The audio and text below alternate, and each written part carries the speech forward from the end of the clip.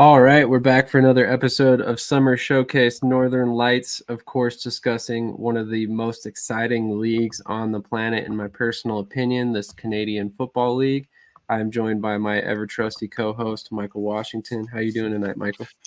Now, ready to talk some CFL action, and season's winding down, but the action's just picking up. So, No doubt. And speaking of action, actually, I think this is a perfect place to start off. Four more teams since we were last doing an episode have clinched the playoffs already this season. And last time we talked, it was just one. It was just Yep. Montreal at the time. So now it's Winnipeg, Saskatchewan, Ottawa, and BC, as well as Montreal, have clinched the playoffs. And there's actually still multiple teams in it to potentially be that sixth seed. So very interested to see how the rest of the playoffs shake out. But any surprises here for you? No. Right now, Toronto's in that sixth spot. So, I mean, none of it's really surprising to me. I mean, Toronto being a sixth seed may be a little surprising, but Saskatchewan, I guess maybe you could say a little bit of a surprise being in there. I think Hamilton's right on the heels, though, of Toronto. So overall, though, I'm not really surprised per se. More disappointed that Calgary's not in it, though. That's definitely fair. That's okay. We got some exciting news to talk about with Calgary tonight as well. And I think I could be wrong, but I think technically, mathematically, they might still be in it. I'd have to do a little bit of math on what games they have left there. So I believe they have 4 games left, if I'm not mistaken. I think they're entering week 19, aren't they? I was thinking it was 18. I might be mistaken. They have only played 15 games so far. And you're right, it's week 19. So, or week 18 was last week. Yeah, week so 18. It's week 19. Yeah. 1, 2, 3. So, yeah, they only have 3 games. I guess they are out of it. I apologize. Get my hopes up. Hamilton is still very much in the running. Yes, but I think Edmonton is eliminated too, right? I'd have to look into it, but I believe you're correct because they've played 16 games, so I think they've only got 2 left, which make them 7-11 and just outside the playoffs. So Toronto's definitely got the edge, obviously, here. Hamilton could technically win out, and if Toronto loses out, they would technically probably lose that playoff seed. But honestly, it's looking like Toronto's going to be the 6th seed, and we'll probably move forward with just those 6 teams, which definitely going to be an interesting playoff run. Now that my team's finally in it for the first year in 3 years, the 3 years that I've been talking CFL anyway. Yeah, it's exciting for you, though. Yeah, I'll take it. In fact, I was just talking about this the other day. I think I might have told you this actually, but I'll take boring wins with Drew Brown as the quarterback than exciting losses with Jeremiah Masoli any day. Agree. All day, or every day. Dustin Crown for that matter. Yep. But take Brad Johnson leading a team over Zach Wilson leading a team. There you go. It's perfect. Not that I would call Zach Wilson exciting, but yes. Exciting in the extent that there could be many turnovers. Yes. Exciting in that sense, and exciting in the sense that you just never know what's going to happen. Yeah, I agree. Yeah. Exactly. And speaking of never knowing what's going to happen, let's go ahead and discuss what happened with your team, because I think that's actually some news that a whole lot of people didn't see coming. I know I didn't see coming. So yeah, I mean, obviously the big news at hand right now is, of course, the fact that former XFL and NFL quarterback PJ Walker has signed with the practice squad. So I know you happen to be also a DC Defenders fan. You watch a lot of the XFL. PJ Walker was with Houston, so obviously no real connection there. But obviously you're aware of him. You've watched him for a couple of years here. What are your thoughts about PJ Walker joining Calgary? I mean, first and foremost, what they're getting with PJ Walker is they're getting an experienced guy. Despite, being around for, I don't know what, 5-6 years now, something like that. He's still only 29. He's been, 2000, I think it was 2017 he came out. So he's been around for 7 years and he's still only 29. So he came out early, 22. He's bounced around a few leagues. He was very, very successful in 2020 with the Houston Roughnecks before the season folded on that one. Had some success, with the DC Defenders. Had some success at the NFL level too. Uh, started some games, threw some nice plays, got some good wins.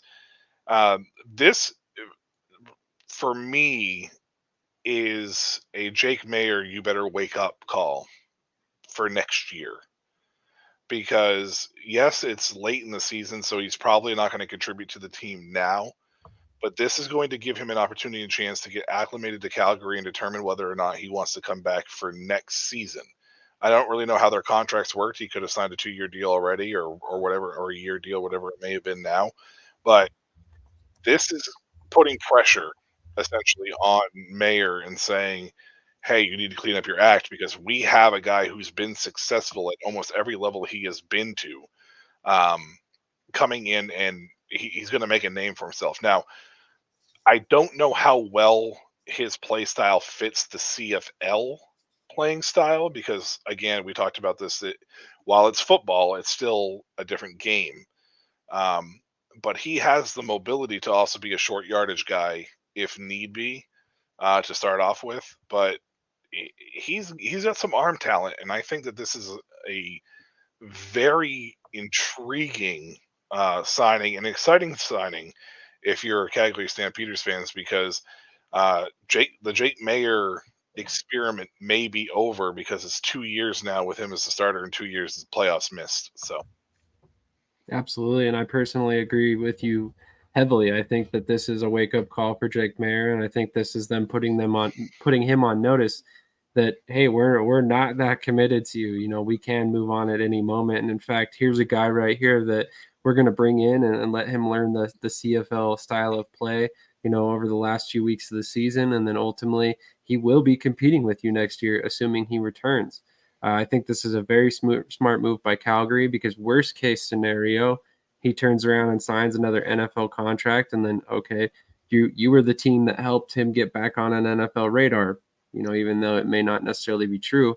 But then also on the flip side of that, if he returns, then you have a guy who just started games in the 2023 NFL season. So, I mean, this is as close to, an NFL caliber quarterback that you can really get in the CFL because, I mean, he just came off a roster earlier this season. And obviously, he's wanting to return to the NFL at some point. I mean, I think everybody wants to return to the NFL if they can, but at 29 years old, I think he's kind of coming to terms with the fact that, hey, maybe the NFL isn't going to happen for me. And if that's the case, then I need to prepare some backup options. And obviously, he could have easily returned to the UFL at a moment's notice. And I'm sure multiple teams would have taken him.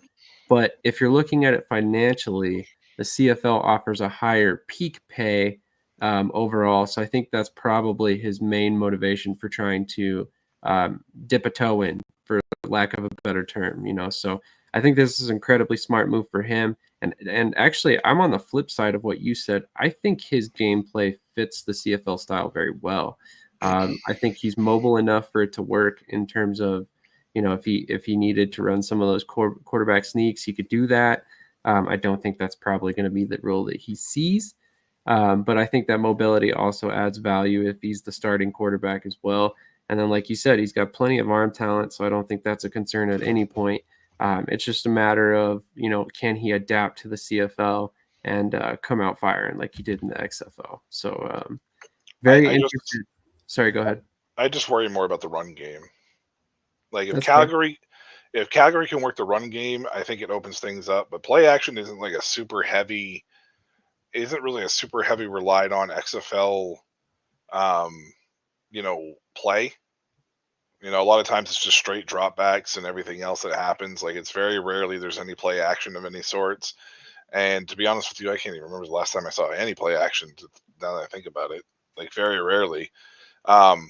And I feel like PJ Walker's play style is predicated on having the ability to have the play action to lean on. That's the reason why I don't know where his translation is going to be. Now, he is a good pocket quarterback. A lot of people talk about him running the ball, but his arm talent kind of puts him in a good category to be a good pocket passer. So he has that ability to succeed where more people try to typecast him as something that he may not necessarily be. So um, that's my question though, is the play action part, because it comes out of the game at the CFL level.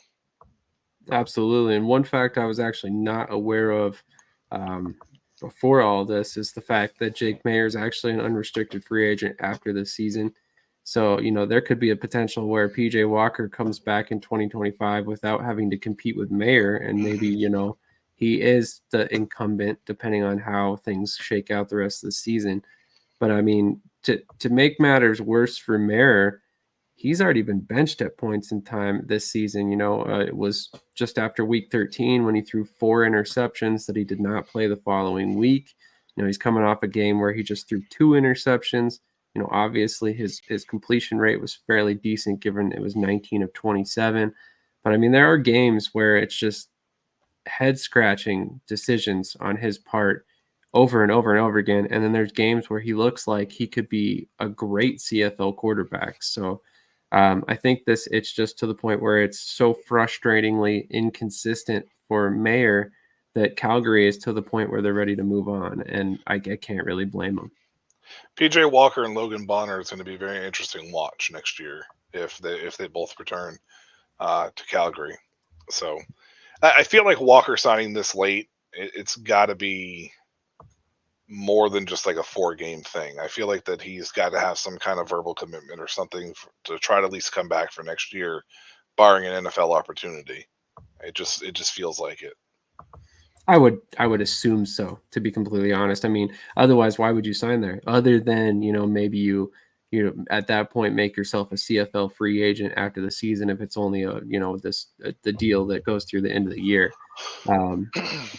Because his rights prior to this were held by Toronto. In fact, Calgary actually traded for him, which I thought was an interesting little wrinkle to all of this.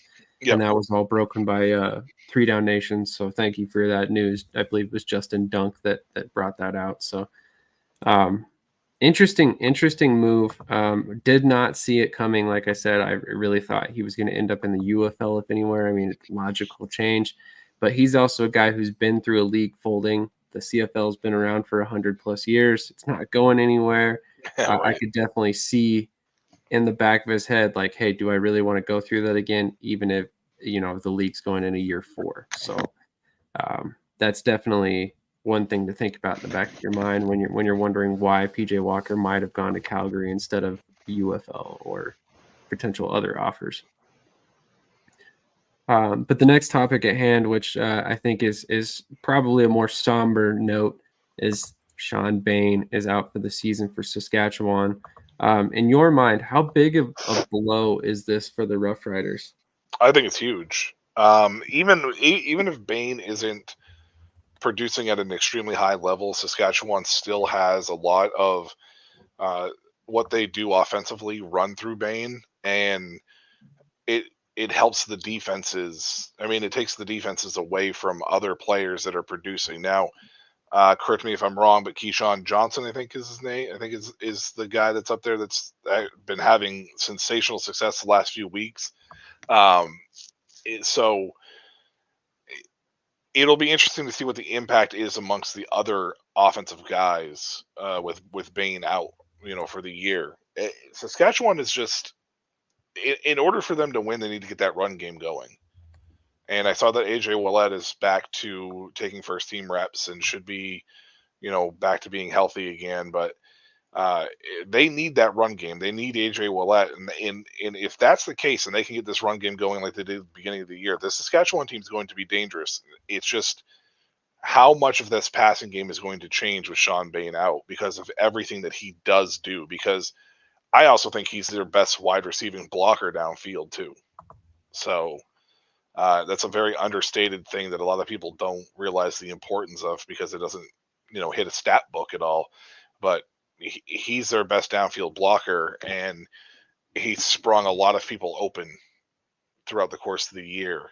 So I'm just very curious to see what happens with what this passing game does, because to me it's a huge blow for this team for everything that they do through the passing game through him. I completely agree. I mean, they've got a lot of decent wide receivers behind him, but Yep. it's definitely a situation where, I mean, at some point you're going to lose so much depth that, like, how can you overcome it? And that's something that I think is going to become a concern sooner rather than later, given the fact that they've kind of watched a couple other players not necessarily get injured but fall off as of late. So I mean, that's definitely a concern for Saskatchewan if you're a Rough Riders fan. And I mean, I honestly got to wonder, like you said, who steps up in that role? I mean, there's only so many targets and catches to go around, but at the same time, he ate up a pretty good chunk of that. So like, how are you going to replace that production? Is going to be a huge question moving forward for Saskatchewan.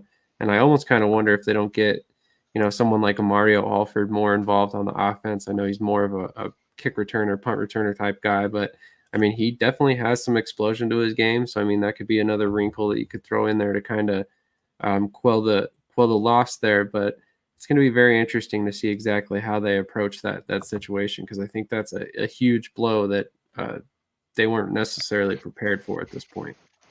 Well, having Samuel Emulus too is a big step up in the right direction. It's more Jarrett Stearns and Schaefer Baker that I feel have been a little underperforming compared to where they were, I guess, last year at this time. So if they can return to kind of being a little more impactful, then I think they'll be okay because of Emulus and Johnson's big playability. It's just Bain does so much for this offense and takes so much of the eyes away from other people that usually the guys like Emilus and Johnson can thrive. So I'm just curious to see who that third guy is that steps up. It's going to be very interesting. Gotta wonder exactly how that all works out, because, like I said, I mean, they've got a lot of talent there, but it's been very, to use the word inconsistent again. It's been very inconsistent because of the fact that they've kind of had one guy who was hot, and then another guy would rotate in and he'd have a good week, and it was kind of like they're riding the hot hand at wide receiver, and it was never the same guy too often.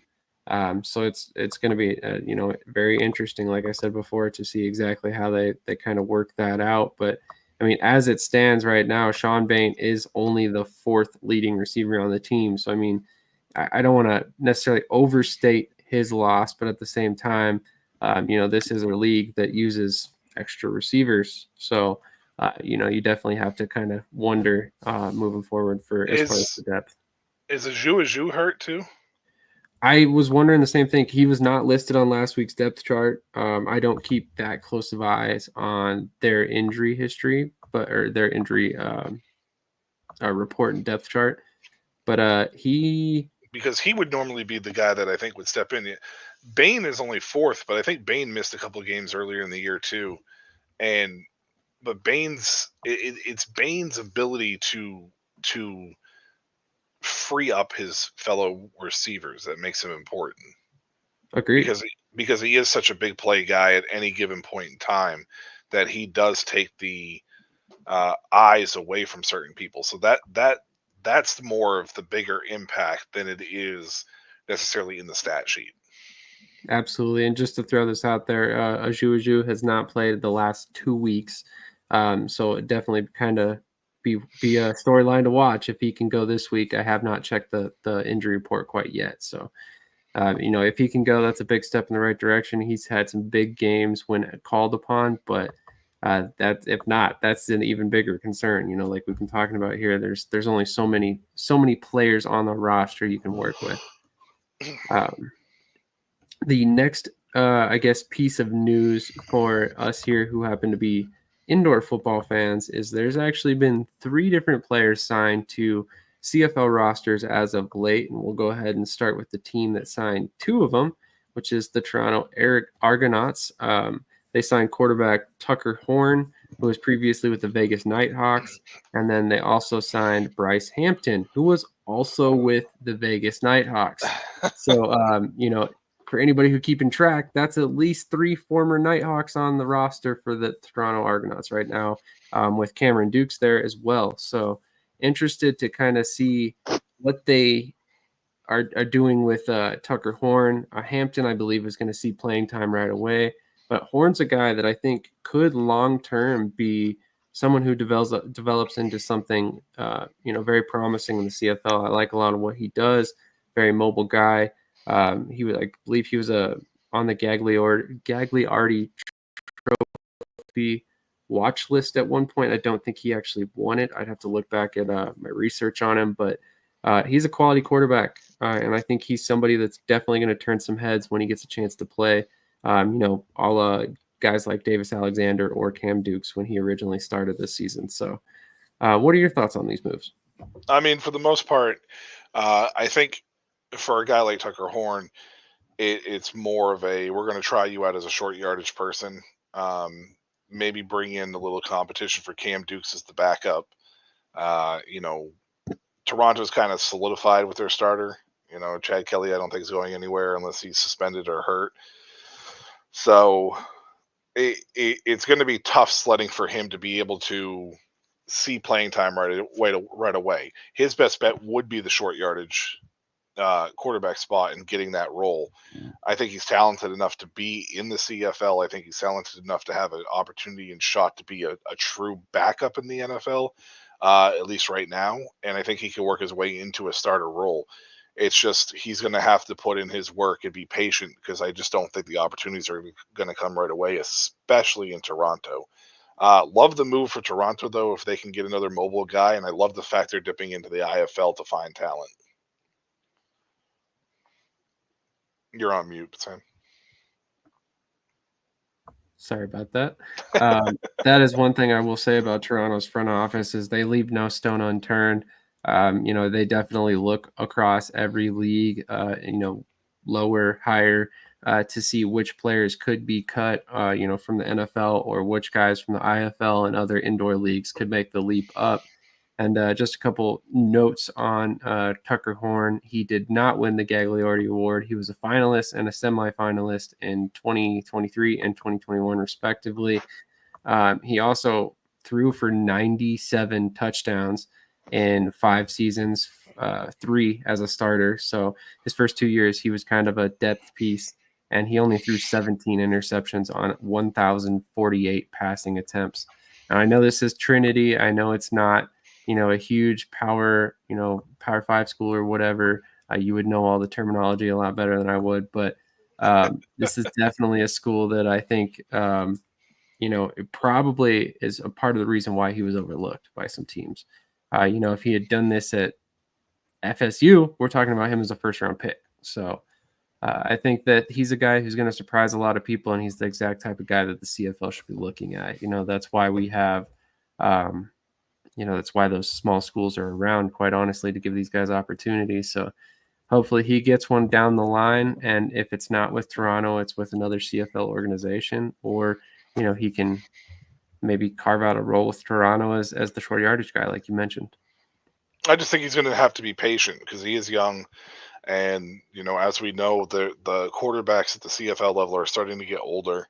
So there is going to be room for a new wave of quarterbacks to come in. It's just he's going to need to be patient and let it play out because a lot of teams are solidified in their starters, and then the people that aren't, they're signing PJ Walker. So Edmonton looks like they're going to be trying to give Trey Ford an opportunity and chance again. I don't know what they're going to do with the head coaching job, but hopefully whoever does come in says, Trey, you're going to get a chance to run with the ones first, and we're not going to worry about bringing somebody in. So those are really the only 2 teams that I can think of off the top of my head that have like true quarterback issues that don't have that aren't like older guys. So I think he's capable of doing it.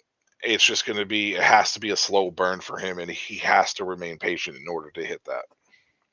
I completely agree. Just look at the Cameron Dukes situation. I mean, if you want to see an example of being patient, the dude was on the practice squad for his first year. His second year, finally makes the roster, gets a chance to play in some games, and now 2024 rolls around, and he's the guy when Chad Kelly's suspended. So, yeah, like you said, I would definitely keep my patience and just take all that coaching you can and try and improve on everything you possibly can, because it's going to pay off in the long run.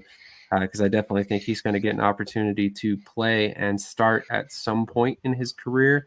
Whatever the reasoning may be for him to see that start, whether it's just, Toronto's got a playoff spot locked up and they want to see what they have, or whatever it may be. It's going to come at some point. You just got to be patient and, make sure you're putting yourself in the best possible position for Toronto to see what you could do when you do start. And Toronto's a good spot too, because they're a patient organization. So I agree, and that's a good example too. One thing I will say is they have kind of cycled quarterbacks this year.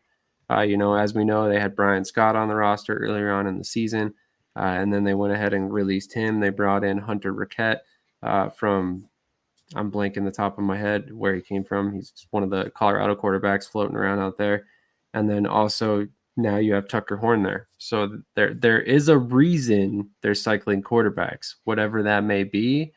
I'm not sure. Maybe it's a eventual replacement for Cam Dukes. Maybe it's, eventually they want to get rid of Nick Arbuckle. There's a lot of different ways that they could kind of take this. So I'm curious to see how it all works out long term, and for the short term as well. One other big piece of news on that IFL front: BC Lions signed former IFL defensive lineman Sean Mustin. I believe he had 6 or 7 sacks last season for the Green Bay Blizzard. Dominant force, interior lineman, outdoors. He was defensive end for Green Bay. So, any thoughts on this one before we move on?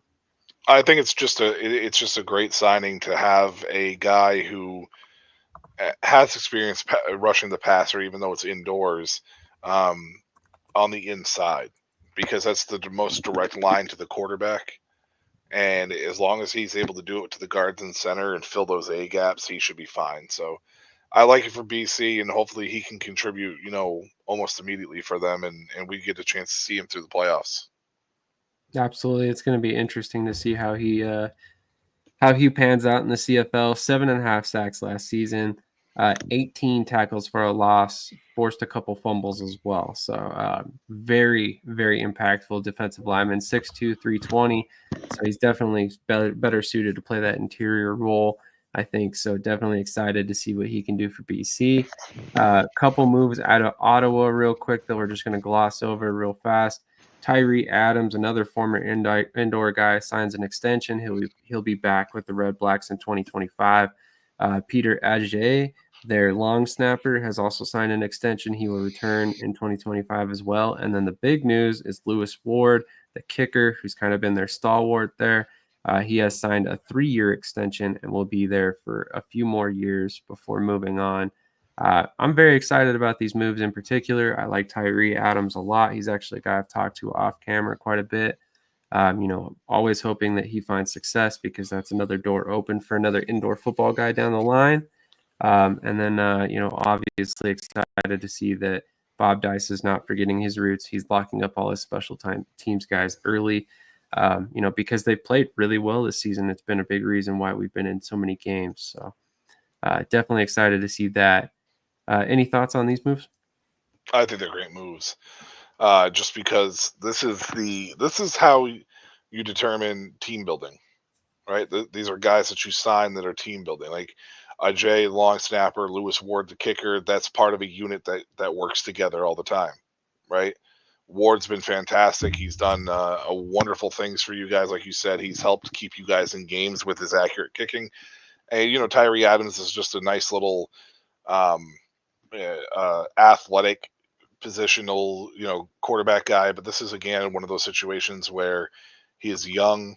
He's been in the system for a little bit. He gets a chance to now just sit and wait, and hopefully, as long as he's patient and the organization is patient with him, he eventually may be able to run into a role of being a starter. Because we've talked about it in the past. The average age for the quarterbacks in the CFL are much higher than some of these other leagues, and that's a combination of things. It's the delay, the wait, the patient, the slow burn to become a starter, and then they play for however many years they feel like they want to. So, but there is a good amount of higher end or higher aged guys playing quarterback. So you just never know when the new influx is going to be coming. Absolutely. Sorry, I did not mean for that to pop up right away. Yeah, I mean, it's definitely interesting to see how they're kind of bringing him along, and I think it's a good thing. You know, you keep a guy who's kind of a developmental prospect, hasn't really played a whole lot due to injuries, and ultimately he's a guy who's happy with his role. He's not, you know, he's not out there voicing his opinion that he needs to be the starter or anything like that. He's just kind of taking whatever the team gives him. He's been back and forth between the practice squad. And at one point did start a game for Ottawa. So, I mean, there's value there in keeping him on. And he's a guy who knows the staff well. So why not continue to invest in him and see what you get out of him long term? And he's also a guy who, by the way, do not sleep on this. There's a reason why a bunch of indoor football quarterbacks are being signed. He knows the timing of high motion. So it's very important. I also wonder if it's a way to move on from Masoli next season. Could very well be. I mean, obviously, I would assume Dustin Crum comes back as your number 2, 3 guy. And then you have Tyree Adams there. Maybe you bring in another vet to compete with him. Makes a lot of sense, actually. I would be shocked if Masoli is back in 2025, to be honest. I agree. Now it's just a question of if they trust Adams or Crum more as the backup, which that's a big ask for either one of those guys. One more piece of information, and then we can go ahead and move on and give you guys our thoughts on the All-Star team, or our All-Star team anyway. Brady Oliveira is he's on pace to set CFL records this season. He's already currently standing 7th all-time in single-season rushing yards by a Canadian. He currently holds the record for second most rushing yards ever by a Canadian, and he's on pace to finish 4th all-time. He would join John Cornish as the only running back in CFL history to be in that top 4 twice. Obviously, there's only one other guy in that top 4, so or top 5. So, I mean, it's definitely interesting to see that he's actually that good. And how rare his performance actually is as a Canadian. Any surprises from you in terms of the fact that he is that highly ranked as a Canadian rusher? No, not really. And the thing about Winnipeg is if you hear 8-game win streak, you have to assume that it's either Oliveira or Caleros or a combination of the two. That is the primary reason why they're winning. In this case, it's Oliveira. And to be honest with you, it doesn't really surprise me because you take a look at his running style, you take a look at the way that he is. He understands the game. I'm sure he grew up watching it. I'm sure that he learned everything he could as far as that style is concerned. And that's what allowed him to perfect his craft. And Winnipeg started off slow, but the fact that he was able to maintain what he's doing and put together the season that he's putting together, he absolutely deserves these records, and I hope he hits them. I agree. I definitely agree. And honestly, I think by the time he retires, he will have almost completely rewritten the record book for Canadian running backs. And it's really only a matter of time, in my personal opinion. But definitely exciting to watch him kind of climb the charts there and kind of leave his mark on the league long term, because I think he's a generational talent in terms of Canadian players who actually play in the CFL. And it's always awesome to kind of see those guys have success, where they grew up at home, so to speak, although I know he's probably not from Winnipeg directly, but yeah, I mean, obviously he's one of the best runners in the league, and always like to see them find success. Absolutely. But moving on, we were talking about doing All-Stars in our last episode 2 weeks ago. We are back this time, and we are actually going to discuss some All-Stars. So I'm very curious First of all, how do you think we should do this? Should we just do every position, one player apiece, or how do you want to do it? How about position groups? Sounds great. So Position naturally, groups, and instead of like individual positions, let's do position groups. sounds good. So in that case, naturally, we have to start at quarterback. So, I mean, off the top of your head, or I guess not off the top of your head because we were preparing for this somewhat, who do you think deserves to be on the West and East All-Star team for quarterbacks? On the East, I'm going to say Bo Levi Mitchell. I don't really think that it should really come as a surprise per se to anybody. As far as Hamilton's concerned, I know they're out of the playoffs, or they have an outside chance getting in, but his play has not been the reason why that they're in this position they're in. He was hurt at the beginning of the year. Didn't play the greatest. The team kind of let him down, but recently this Hamilton team is not an easy out. They were an easy out before, but they're not an easy out anymore. And their offense has actually been really good. So for me, I say Bo Levi Mitchell. I think he deserves to be in the All-Star voting, position there on the East, and I hope that he's actually is considered at the very least. And for the West, it's a little bit tougher because what is it like 4 teams in the West? Yes, Right. sir. There's only 4 teams in the West, so you're only picking between 4 guys. But Sorry, 5 teams. Sorry. it's 5 teams in the West. Okay, so it's 4 teams in the East. So Yeah, my mistake. I'm going to say Trevor Harris though for Saskatchewan. I don't know if his numbers are all that that impressive. I know that he had been somewhat impressive. I feel like Zach Caleros is kind of just the safety, the easy bet to make, but. I would have to say Trevor Harris deserves at least a spot on it because I don't know if the Saskatchewan team makes the playoffs without him. I completely agree with Trevor Harris from the West. I mean, obviously, you could always go with Zach Caleros there. But honestly, I don't think Zach Caleros has played as well as Trevor Harris has, given what he has around him and has had around him due to injuries, mainly. Because AJ Ouellette's been in and out of the lineup. We just talked about Sean Bain, who's hurt. Aju is hurt. I could go on all day. It seems like every week they have a new player that's out. And he's still got a 2-to-1 touchdown to interception ratio. He's still got one of the highest completion rates in the league. And I know he's missed some games as well, but I think that's more evidence why he should be in there because when he was out, that Saskatchewan offense just simply was not nearly as efficient. So sometimes I think injuries can work in a player's favor when it comes to stuff like this. And I think this is one of those situations where it should kind of play into his favor to make the All-Star roster. And as far as Caleros goes, I mean, 16 touchdowns, 14 interceptions. I don't think he deserves an All-Star vote this year. It would not shock me if he gets in still.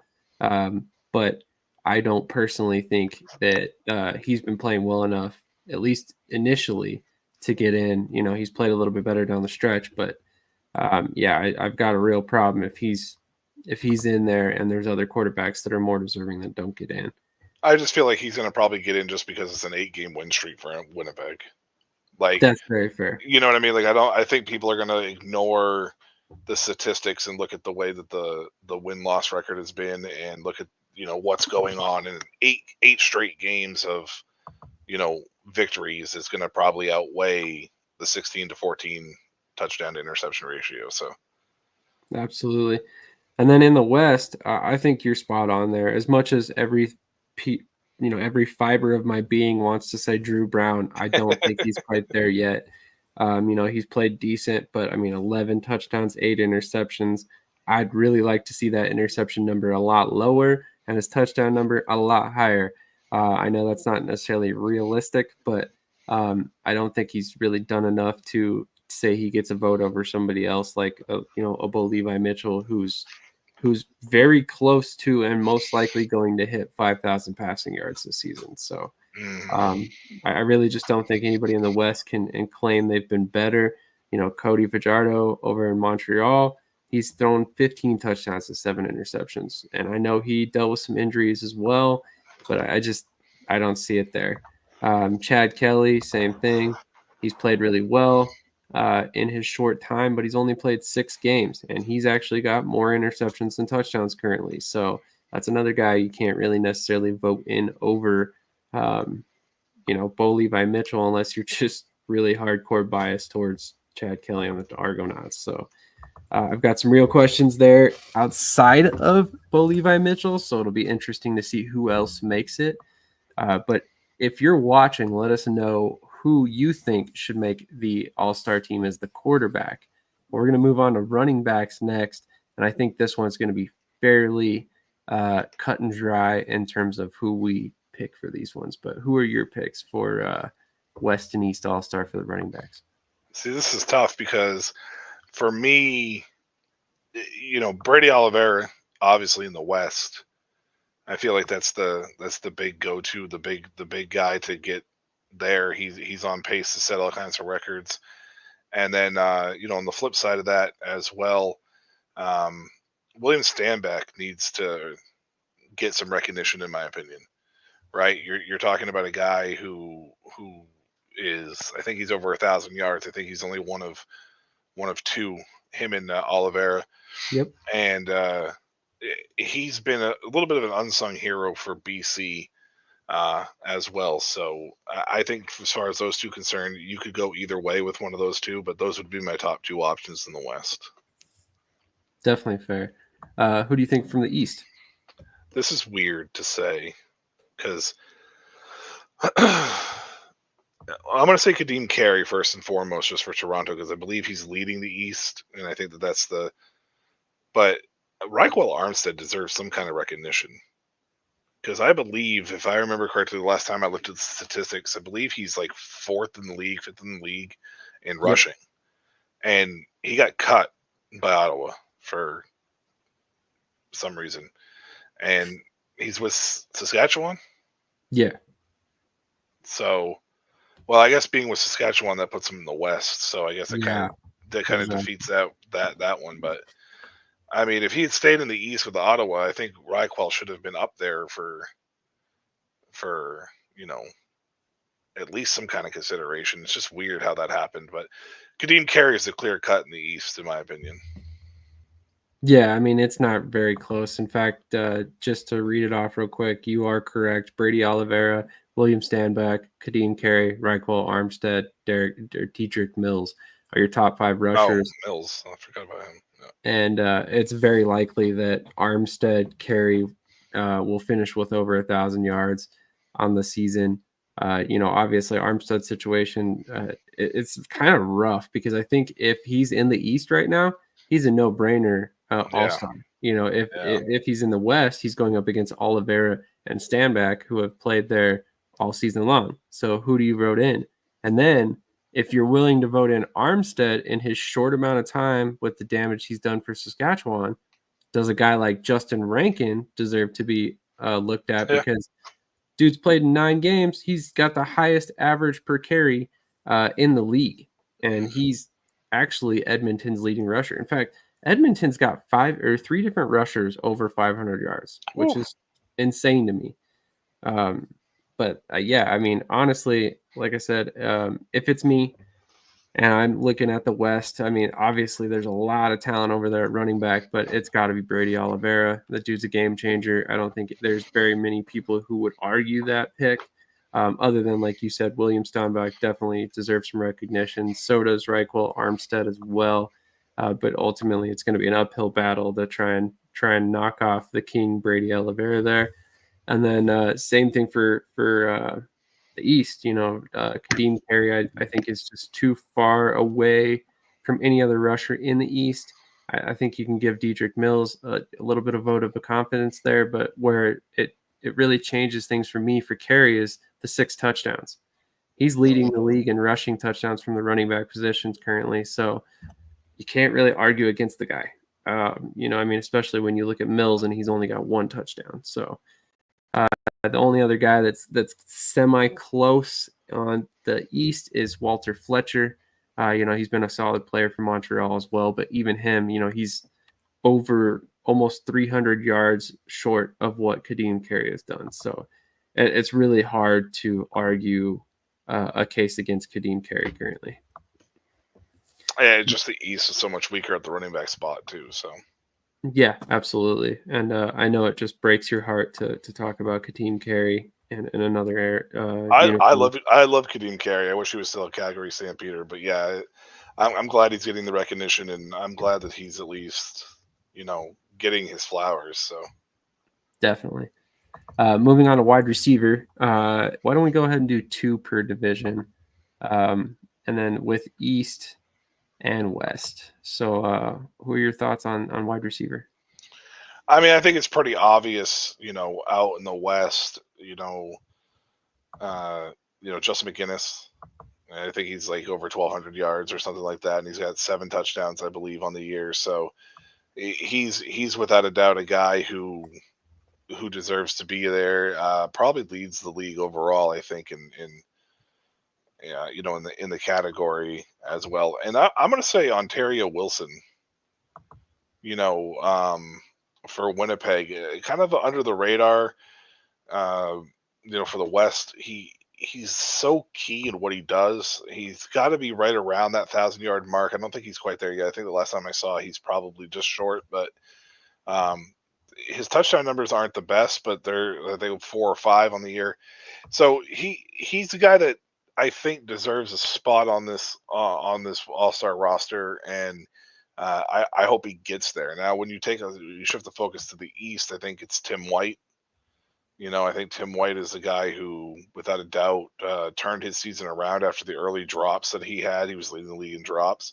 And then Justin Hardy came out for Ottawa. I love Justin Hardy, ECU alum. My buddy went to school with him. So it's always fun to see somebody that, has some kind of connection to, my world, succeed. But he's had a really, really good year. So I would give it to those 2 on the East. Very interesting. I honestly can't argue with the McGinnis pick or the Hardy pick for that matter. I don't know that I would give it to Tim White though. That's the one. What's his? I mean, he's going to be right. He's going to be just over 1,000 or near 1,000, right? And he's had 7 touchdowns on the year. 6. 6. That's pretty good memory there, my friend. I mean, that's you know what I mean? Like that's a pretty solid. That's a pretty solid stat line.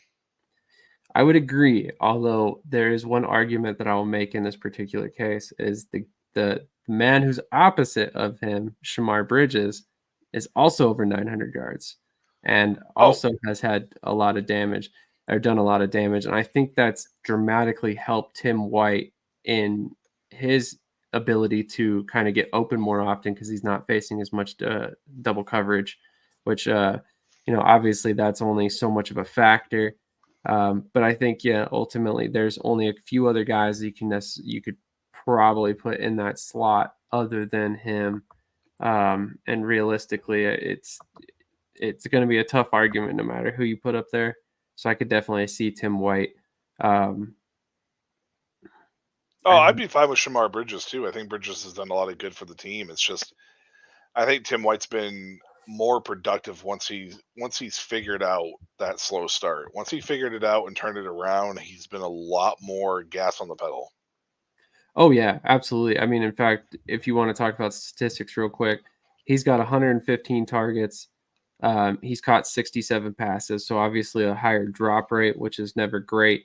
But at the same time, he's produced 998 yards, 14.9 per reception. Shamar has 120 targets, 83 receptions for 933 yards. So quite a few more receptions, way less yardage. And then at the end of the day, he's got only 11.2 per reception. So Tim White has definitely been the explosion factor in that offense. So I could definitely see your thought process there. For my second guy, I mean, honestly, like I said, as much as I just try to make a case against Tim White, it's probably him currently.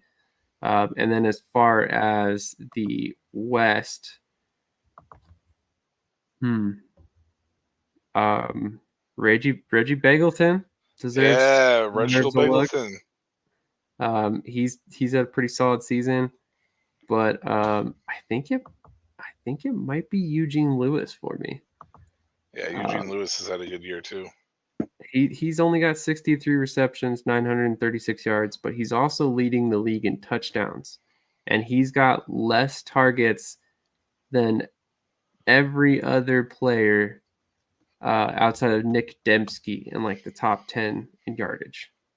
So that's definitely an interesting thought when you look at it like that. Ontario Wilson, he's also very dangerous. He's got a few less receptions than Lewis as well, but he's also got less yards and hasn't scored as much. So Right. that would be my one argument. But I would not be upset to see Nick Dembski or Ontario Wilson up there as well. And I mean, if you could also make a case for Bagleton, as I mentioned as well. Reginald Bagleton, man's been doing it for a while. No doubt, and always quality for somehow, despite who might be around him. I'm not going to ask you to do offensive line, although I feel like you probably have a good idea who you'd put in there. I definitely do not. So, I mean, if you want to put up some offensive linemen you might want to see, that's perfectly cool. If not, we can move on to defense. There's one guy from Saskatchewan that really stands out to me, and that's Logan Furland. Okay. I think he's been sensational. I think part of their success early in the year was his ability to protect Trevor Harris and his ability to be a road grader. So he's the one guy that I had stuck out the most for me. So Logan Furland in Saskatchewan to the west is. I just wanted to mention and give a shout out to him. So, okay, completely fair. So moving on to the defensive side of the ball, since I could not give you any sort of quality talk about the offensive line play, who would you put in there as pass rushers? Let's just go with, say, 2 for each division, West and East. I mean, for the West, you know, where Winnipeg is, you got to put Willie Jefferson in.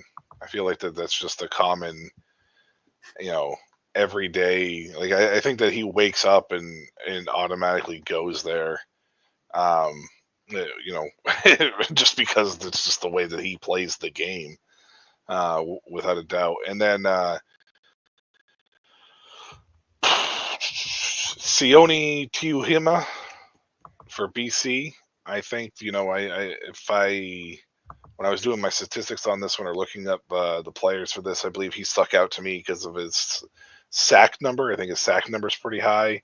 I think it was like around 7 or 8. So Yep.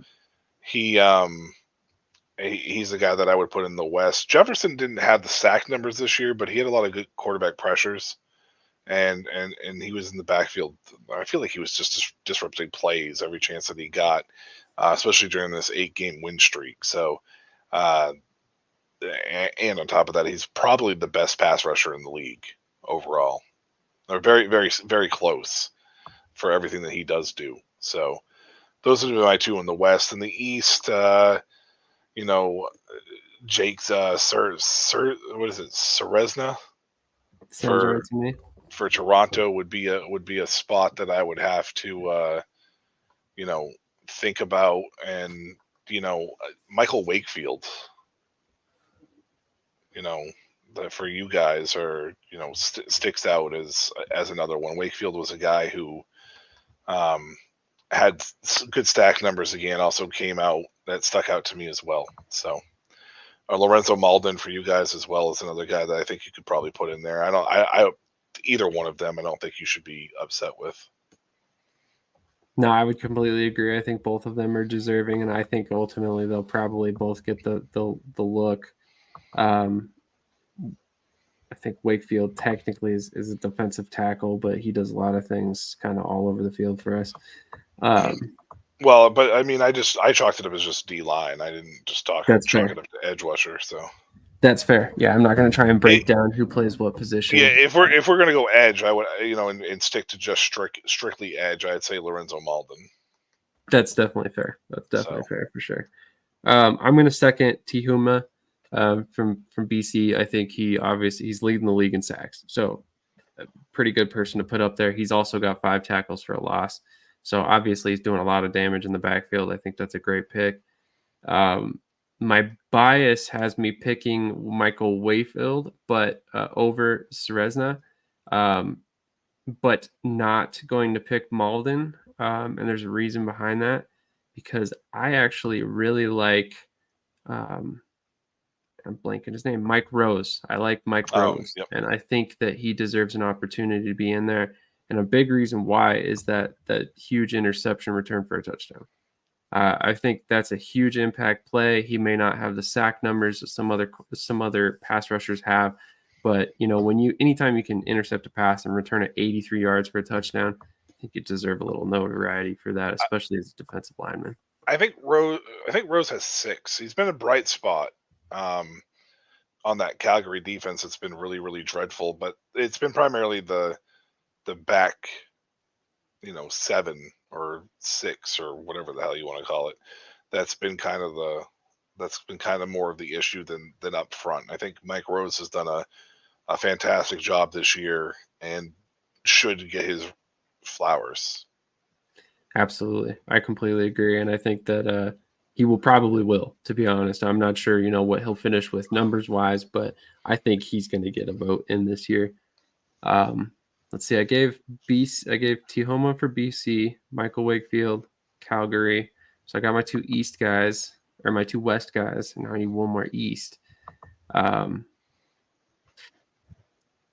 said Rose over Serezna, but Serezna's in the East, so I'm not quite sure why I said that. So yeah, let's just go through Serezna. I think he's very deserving as well. He has had a few less impact plays than a guy like Wakefield, but I think he's done enough to the point where you probably have him edge out Malden just slightly. Malden is an interesting case study, and I don't want to spend too much time talking about this, but just 2 seasons ago, the guy had 17.5 sacks. And now here we are 2 seasons later, and I think he's had 11 total since then. So I'm curious, what is so much different from 2022 to 2024 in the way that we use him on defense that he's not able to get home as often, and I'd really, if I was the defensive coordinator, if I was Baron Miles, I'd be doing a lot of research on what made him so successful in 2022. I feel like individual sack numbers. Sorry, You're good. real quick. I feel like individual sack numbers this year are down across the board. Team Agreed. Sacks, I feel like, are up, but individual sacks are down. So that might be part of it. Maybe it's just a game change, style of play change across the board, maybe.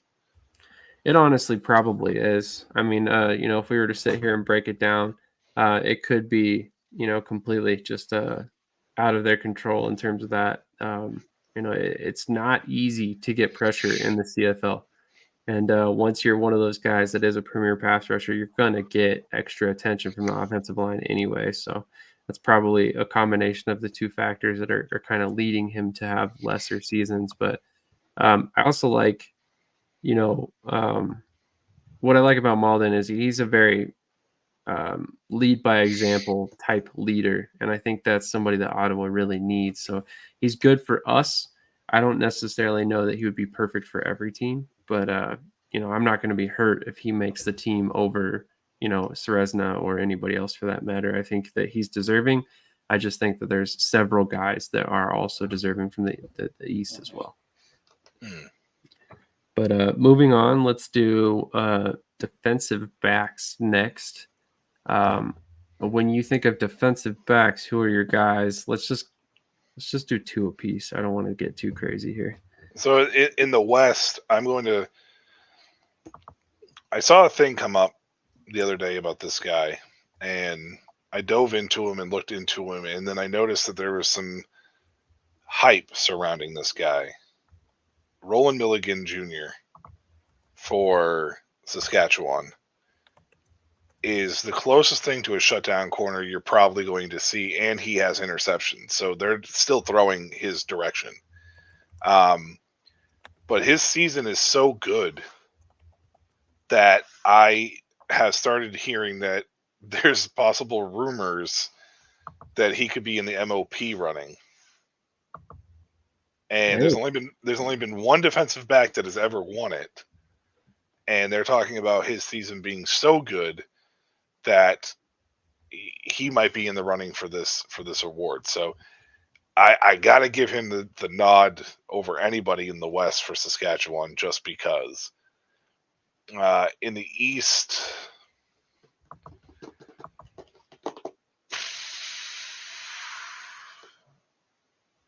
I'm gonna go with the easy one. I'm gonna go with Marc Antoine Dequoya or Dequade. Is it Dequade or Dequoy? Dequoy, I think. Dequoy. I know that seems like an easy cop out answer because he's with Montreal and he's fantastic, but the dude's great, so he deserves it. And if I had a vote, that's who I'd be voting for. So that's completely fair. Quick note on Milligan: he's actually 4th in the league in tackles overall. Been a huge contributor on special teams, so definitely could give him a little bit of a case there over a typical defensive player. He's got 19 special teams tackles, which is insane in its own right. 2 tackles for a loss, 8 interceptions with 141 return yards. yeah, huge season. So huge season for him. I mean, from a defensive back standpoint, to have that many tackles is crazy. So. Absolutely. And then, did you give your East guys? Yeah. My East guy was Marc Antoine Dequoy. My West is Roland Milligan. Gotcha. Okay, so we'll just do one apiece. I gotcha. Well, that's what, when you said 2 apiece, I figured that's what you meant. It was just 1 apiece for each of us. I gotcha. I apologize. It should have been more clear. But no, I definitely am going to go with Milligan as well. I don't think there's really any argument you can make against him. Tyrell Ford is having a great season as well. Yeah, Tyrell Ford too. Yeah, he was on my list. If we were going to do 2, he would definitely be my second. I'm a big fan of ball hawks, so 7 interceptions. Both of those guys are kind of walking away from the rest of the league in those numbers. Man, in the East, that's a good question. Yeah, East's a little. It feels like it's there's such a good amount of people in the East. So I'm gonna go with Deshaun Amos. I like it. I like it. 5 interceptions, a touchdown, 2 forced fumbles with 14 return yards there. Doesn't have a whole lot of tackles, but realistically, a lot of defensive backs don't. So yeah, I'll definitely go with Amos from the East. Yeah. Do you want to do linebackers? Let's do linebackers. Sure. Adam Bighill, West. To me, there's no and or if buts about it. I absolutely just firmly believe that, and Calgary's in the West too. So Micah Awe. I don't know what kind of year he's been having though. Let me look it up real quick. I feel like that he's always near, at least playing well, I should say. Yeah, a decent season. 64 tackles total. Yeah, I probably wouldn't. Darnell Sankey in the East. He's actually had a huge season. Actually, him and Tyrese Beverett, both from Montreal. I would take both those guys and throw them in the East. I don't even care. Normally, I don't like taking 2 from the same team, but I think they both have 90+ tackles on the year. So, and Darnell Sankey's fantastic. I was surprised Saskatchewan let him go out, a little while back, but I don't know who my second guy in the West would be. There's a dude for Edmonton that's like lighting the world up. There are a couple of guys for Edmonton, I believe. Yep. Niles Morgan, Anderson? No, Anderson. Niles Morgan's the other guy, and Nick Anderson. Yeah. I'd take one of those guys over Alway. That's fair. Anderson's having a really solid season. Actually, both of them are 98 tackles apiece. Both have two quarterback sacks, 3 tackles for a loss apiece, 1 forced fumble for Morgan, 2 for Anderson, and he's also They're like identical. Exactly, it's crazy. I like Anderson. More turnovers. I like Anderson. I agree. Man, as much as I would like to say our Darius Pickett, I think he's going to miss way too many games for that to really be a reality. But he was such an impact player for Ottawa before his injury that I really think he's one of those guys that could deserve a spot even though he was injured so early in the season. I don't think that he'll ultimately make it, but would definitely be a deserving candidate if he did make it. I'm definitely going to have to agree with you on Darnell Sankey. That dude's killing it again this season. He's just like a heat-seeking missile at linebacker, and he just knows how to be around the ball on every given play. So I think he's a really good pick. Man, it might honestly be Beverett too. That dude's been some massive this year. Yeah, you're a lot like me. Like, I just don't want to take from the same team, but I mean, man, how can you not look at Montreal's team and really honestly look at Edmonton too in the West and go, those 2 guys on each team don't deserve it, right? Like, agreed. Completely agree. I mean, especially when you look at the people who are around them. You know, I mean, you look at I mean, granted, this is just tackle stats, but the next closest guy after those 4 guys we just talked about who all have 94 plus tackles is Kyle Wilson with 84. Yeah. CJ Revis has 80 tackles. I think he's technically a defensive back. I think he might play that hybrid spot. Yeah. No. I think he's definitely listed as a defensive back, but he gets a whole lot of sacks for being a DB. So, I mean, I would definitely think he's probably more of a Darius Pickett style guy. Yeah. But, I mean, honestly, I think I'm going to have to just go with the 2 Edmonton guys and the 2 Montreal guys, as much as I hate to say that. But you really can't argue with them currently. And then, special teams needs love too. If you're picking a kicker to start a team with, or start an all-star team with, I guess you could say, who are you picking in that particular category? Man, I'm gonna go in the East. I'm gonna go with Lewis Ward. I'm gonna take your guy from you. You're welcome. And then I'm gonna say Sergio Castillo for Winnipeg. I just feel like Castillo's been around doing it forever, and he's just reliable at that point. Fair. That's fair. I'm actually going to go with Sean White from BC. Yeah, I like Sean White too. He was like perfect for like the first 8 weeks of the season or something like that. Yeah, I like Sean White too. He's only missed 3 field goals on the year. Dude's honestly extremely good. And then, sorry, did I say from the East? From the West. From the West, yeah. And then, man, I'm probably going to butcher this dude's name, but Liram from Toronto. Yeah, Toronto's kicker. Former Philadelphia Star punter, which is always interesting to say. He didn't kick for the Stars, but I think that dude's playing out of his mind right now. 53 field goals attempted on the season. He's made 49. Missed a couple of his convert attempts, but, obviously no kicker's perfect by the end of the year. Even Sean White. Yep. But he's also done some punting for Toronto as well. So I think that's something that I think really kind of sets him apart from a lot of these other guys, is that he can kind of be that dual threat guy as a kicker. Agreed. Any thoughts on punters? No. That's fair. I love the position. I think the position's completely underrated as far as having a good punter is concerned, but I don't really ever care to learn their names. That's fair. That's fair. I know 2 of them, and that's only because I covered those teams, and that was Richie Leone and Joseph Zima. So Yeah, those guys should get votes just because you cover them. Hey, they're both in the East, so that Hey, might be kind whatever. of tough. But yeah, Richie Loney also kicks off for Ottawa, so that's a big reason why I would root for him. And then there's a couple other teams there, or a couple other players there that you could definitely vote in. But like you said, don't really pay that close of attention to the punting, especially in the CFL where they're punting a lot. So that is definitely a category that I didn't put a whole lot of thought in.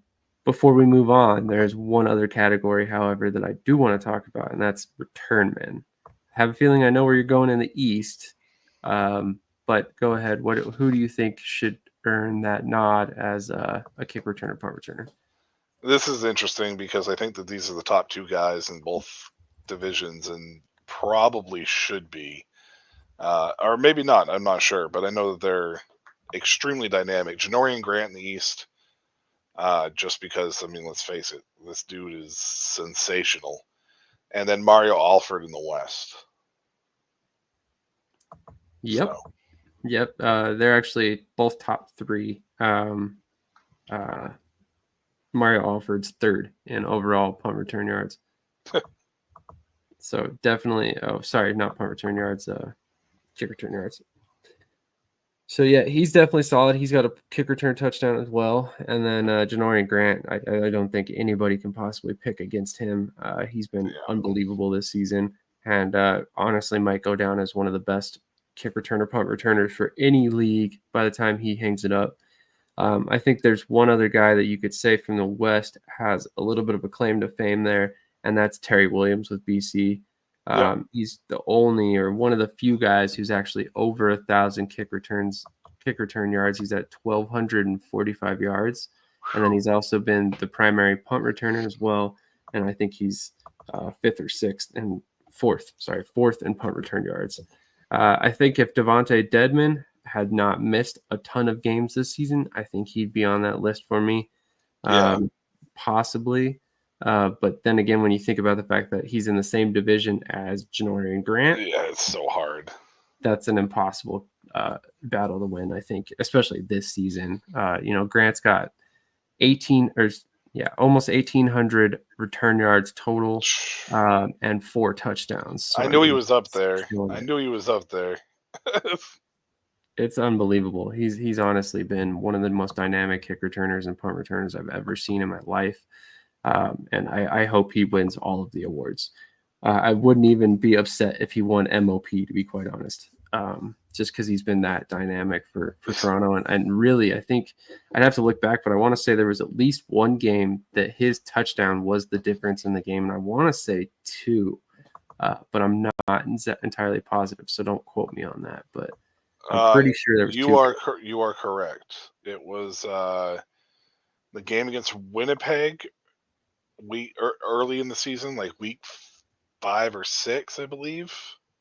That game was like really high scoring, and his kick return was in the fourth quarter late, I believe, and put him on top, and I think they won by like a point or 2 maybe. And then I want to say Saskatchewan. I want to say a game against Saskatchewan. So I was gonna say I didn't watch a whole lot of him this year, but it seems like I remember at least seeing one of his kick returns or punt returns was not necessarily a walk off, but it was very close. There wasn't much time left on the clock. But now to finally the segment of the show that everybody is really here for, our predictions and betting odds. But real quick before we do that, I'm going to play a quick commercial so I can get us all set up and check out our sponsors.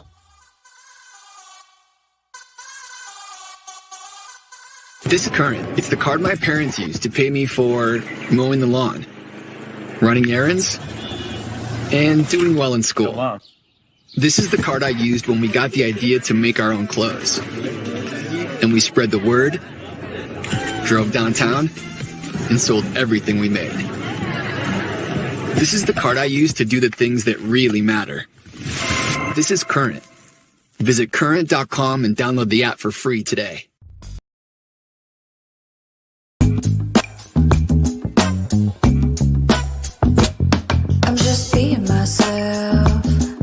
as can be. When I'm being myself, you wish you were me. It's so easy. Get out your own way. It's just so easy.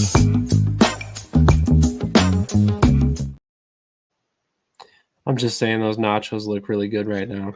They do. They sound delicious too. You said nachos, and I'm like, yeah, let's do it. I'm there. There you go. There you go. So moving into the betting odds segment of this, and for anybody who doesn't know, BetUS is one of our sponsors. Check out our link in the description below if you're watching on YouTube. If you're not watching on YouTube, I highly recommend you jump over there and check out their referral bonus that we are able to give you a code for. The reason I say that is they've got a very interesting match bonus going on for anybody who signs up for the first time. Incredibly good deal. It's like 125% match bonus on I think your first 3 deposits, and there's a very high limit that they'll match it to. So might check that out if you're an avid bettor. I am not, so I have not checked it out yet myself. But on that note, this seemed like a very interesting point spread to me in the fact that Winnipeg is winning or has won 8 games straight, but Toronto's played pretty well overall this season. Who do you have in this one? And do you think that point spread makes sense? I'm taking Winnipeg -4. I think they're going to beat Toronto. The only thing is that worries me down the stretch with these games is when you don't have anything to play for, you're going against a team that does, right? But the thing with Winnipeg is I still think they want that first round bye. Right now they have it, so I think they want to maintain it at least for another 2 weeks or so. So I think they're going to take -4 in this game, and I'm going to take the over as well. I think this is going to be a high-scoring game. So I think Winnipeg wins this game 34-29. All right, 34-29. That's an interesting score for sure. I am also taking Winnipeg. Obviously, they've kind of been rolling as of late, and the big reason why is Brady Oliveira. I fully anticipate him doing some damage against Toronto this week, and I definitely expect them to pull out a victory. And like you said, they're still playing with the hopes that they get to hold on to that 1 seed. I think it's very important to them. So I definitely think they're going to be playing their hearts out in this one, and I definitely think they're going to take home the victory. I don't think it's going to be as high scoring as you said. I've actually got them scoring 27 points, and I see Toronto scoring around 20 points. Okay. So you're the under this time. You're the under. I'm taking Yes, the under. sir. So we're split on the over-under, but we both have Winnipeg winning and covering. So that is definitely an interesting thought there. Maybe you should put some money on that one. Moving on to the second game of the weekend, that's obviously Edmonton at Calgary. Calgary is a 1.5 point favorite, which I actually kind of find interesting in this one. What are your thoughts on this one? Edmonton money line. Don't even need the points. Just take the money line. The odds are better. I think they're going to beat Calgary flat out. I think this one's going to be over as well, but it's going to be over because Edmonton's going to probably beat Calgary pretty handedly. I think it's going to be like 33-17. I don't even think that puts it on the over, but 38-17. 38-17. It's going to be a lot of points scored, and I think it's going to be primarily from Edmonton, though Calgary can maintain. But I'll say, you know what? I like 33-20 better. 33-20. I like that as a better score. So just over the over. 33-20 Edmonton. All right, 33-20. I also have Edmonton in this one. Sounds like we're kind of in lockstep on who's going to win these games this week so far. I think Edmonton's been fairly high scoring all season long. They've been one of the best scoring offenses in the league, if I remember correctly. They have. They easily could approach 40 in this game. I don't know if they will, though. So I'm going to actually say 36.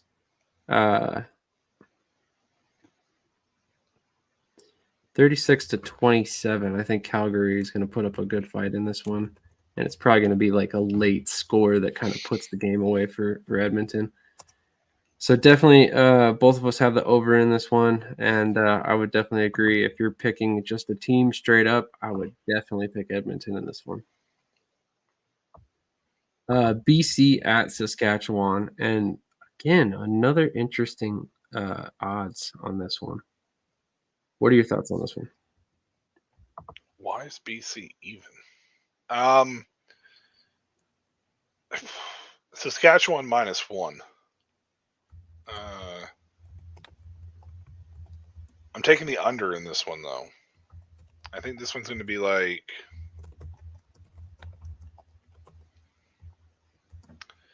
26-21. Okay. I've actually got BC in this one. Boo. I don't know why, but I haven't done a whole lot of I haven't been picking teams based on who's the home and who's the away. It's just kind of a gut feeling on this one that I think BC is going to win it. And you know, for all the Rourke fans out there, he might have a bounce back game, a vintage Nathan Rourke game, so to speak. But I still don't think this is going to be an incredibly high scoring game. I think William Stanback's going to get a lot of work in this one, and ultimately they're going to do everything they can to keep the ball out of Saskatchewan's hands and kind of beat that defense to submission in order to win this game. So I've got it. 26-21 is a pretty good score. You can borrow it if you want to, Sam. I'm going to go 24-21. Just slightly different. But I definitely take BC in this one. So that's definitely going to be an interesting game because I have a feeling we're probably split on this other one as well.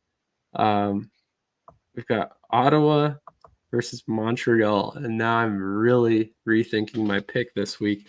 But who do you have in this one? Montreal. I think they're too good. I'm going to take Montreal, and I'm going to take the over. I think this game is going to be fairly high scoring. I think it's going to be a fairly high scoring week across the board this week. I want to say Montreal. You know what, though? Maybe I'm going to take the under. I think I'm going to take the under, actually. And I'm going to say 25-20 Montreal. You could have said 43-2. And it wouldn't have surprised me, to be honest. But I'm picking Ottawa because I'm a homer and because I didn't really put a whole lot of thought into that pick before I said their name. To be completely honest on this one, I did not realize they were the away team in this game. I should have, which is terrible on my part that I was not aware of that right off the top of my head. But yeah, I've got Ottawa in this one for no reason other than the fact that I'm a homer. And I, at least you're honest. Yeah, I wish I had put more thought into it. Like I said, I would have probably picked Montreal had I gone back and done some research before I picked this one.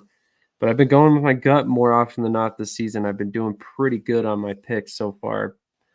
This was just one where I felt like Ottawa really needs a win. Montreal, not so much.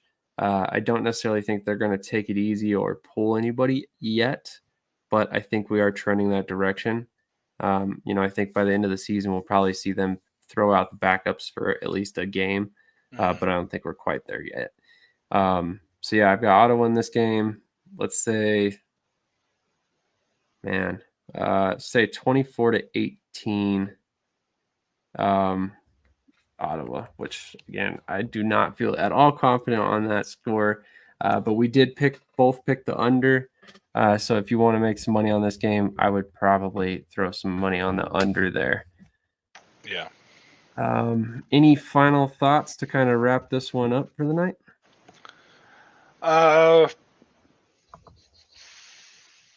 Nah, I mean, we're just at the part of the season now where it's going to be even more unpredictable than it was at the beginning of the season. You kind of can figure it out midway through, barring injuries, and we're at the point where teams are making the playoff push and teams aren't. So, if you're out there betting individual, take a lot of that into consideration as far as to how you approach these games. Other than that, enjoy the games. It's winding down. So Definitely. exciting times. Definitely. And for our obligatory disclaimer, we do not encourage anybody to bet any form of money that you cannot afford to lose. Always anticipate losing a bet and hope you win. At least that's the way I approach it, and it's always kind of served me well. Definitely do not want to gamble your rent money and then lose it and then be screwed. Just saying. But on that note, like I said, check out that Bet US sign-up bonus. Definitely an awesome deal. I believe, like I said, is 3 times of 125% match. So basically free money. You put in your money, you get that 125% match, and that's essentially free money to play with for the next little while. Definitely will be checking it out myself probably later on in the NFL season. Really appreciate everybody who tuned in. Make sure you hit that like button, comment, subscribe. Check out the sponsors that help us put on these shows. Definitely use a little bit more help on that front. And if there's a subject that you want to see us cover next week's episode on Wednesday, make sure you drop that in the comments tonight, and we will definitely take that into consideration moving forward. This episode, I think, was a lot of fun, giving you guys our opinions on the All-Star team. So if you like those ones, definitely make sure to give us your thoughts. And then we also want to see your All-Star teams. Who did you vote for in the All-Star voting? It is open now. So if you haven't voted, make sure to pop on over there, vote for your team, and then come back over here and let us know who you voted for and see how close your team is to ours. Also, if you did not tune in earlier, we had a very big time interview with AF1 commissioner, CEO. I almost called him commissioner, Jerry Kurz. He's been very influential in the arena football world. He was a part of the FCF. He was a part of the AF1 now, and then the previous iterations of the AFL in 2024, and then previously in the iterations before that. So long history of sculpting arena football. We also had an episode of Dynasty Academy tonight as well. So if you're into fantasy football, you want to play the more longer term leagues where you're kind of building a legacy over time, definitely check out that episode and every episode, because they always give great advice on what you should do, how you should draft, strategy, all the stuff that I could definitely not tell you any good information on. And then we also had an episode from Shots from the Sideline. So if you were one of the lucky few that tuned in tonight, you literally had 4 straight hours of content from all of us. So if you enjoyed it, make sure to hit that like button. If you're not yet, don't know why you wouldn't be, make sure you subscribe as well. We're on the road to 1,700 subscribers, and we really need your help to get there. So we appreciate anybody who subscribes, shares, all of that. It all counts. And those like buttons, they're incredibly important for us in YouTube world. So make sure you hit that while you're at it. On that note, we'll catch you guys in the next episode.